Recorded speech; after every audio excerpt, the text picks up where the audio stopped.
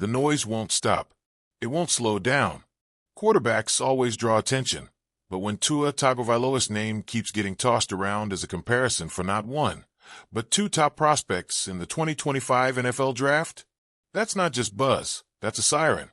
And the more you look into it, the more it stops being about who they are and starts becoming a reflection of who he is, who Tua has become, what he means, and maybe even what's next for Miami. Shedeur Sanders and Dillon Gabriel. Two names orbiting the Tagovailoa constellation, but spinning in completely different directions. It's like someone tried to draw parallels with a blurry mirror, hoping the reflection made sense. And at first glance, yeah, it does. Smart, accurate, pocket guys. Not the biggest arms, not the strongest frames. Sound familiar? The dots are there. But are they connecting the right way? Start with Sanders. People want to say he's like Tua. Maybe because he doesn't throw rockets. Maybe because he thrives on knowing the game better than the guy across from him. But then you look at how he plays, and the mask falls off. He waits. He holds. He stretches plays, not because he's improvising chaos into brilliance, but because that's his instinct, to wait, to hunt, to search for the deep shot. Tua, he sees, he fires. Boom. It's gone before you even realize the window was open. They don't just play differently, they think differently. One operates with urgency, the other with patience. Is either right? That's a matter of taste.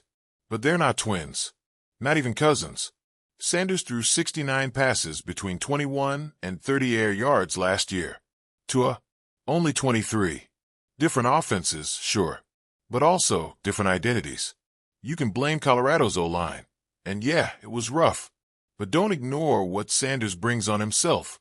Pressure he creates by holding the ball, waiting for something that might not be there. Tua gets criticized for the opposite.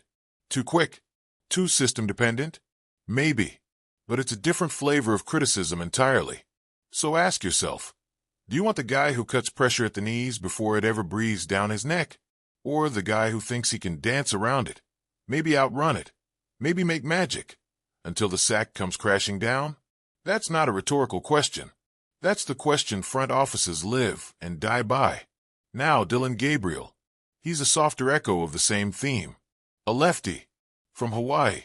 Like Tua. Feels like fate wants this comparison to happen whether it fits or not. And again, the surface says yes. Quick release. Likes the short stuff. Smart. Calm. You squint and think. Yeah, I see it. But then the differences start waving at you. Gabriel's not living in that inside-the-numbers world like Tua. He's out wide, working the sidelines, flirting with throws that stretch his arm's limits. And that's the crux. His arm? It's not special. Tua's isn't either, but he knows it. He plays like a guy who's already done the math, already figured out the odds. Gabriel? He's still testing gravity, still believing he can zip one down the sideline into double coverage, because he got away with it in college. That won't fly in the NFL. You can't keep bluffing against pros. Gabriel's path? It's 5 seasons across 3 different college teams. That's a lot of football. That's a lot of experience. But it's also a journey that screams development project, not plug and play. If you told him to copy Tua, to mimic the rhythm, the tempo, the economy of motion, maybe he'd survive. But that's not his game. Not yet. So why all these comparisons? Why do people keep throwing Tua's name into the scouting report margins of quarterbacks who don't really resemble him? Because Tua has become a measuring stick. Not the Mahomes standard, not the Allen prototype, but something else, a very specific blueprint. The kind that says, you don't need a cannon. You don't need to be 6 feet 5 inches. If you're smart, quick, accurate, and the system loves you, you can win. That's what Tua represents now. And that's powerful. But let's not forget, Tua isn't a safe template. He's controversial. He's divisive. Some say he's the engine. Others say he's the passenger in a Ferrari designed by Mike McDaniel and fueled by Tyreek Hill.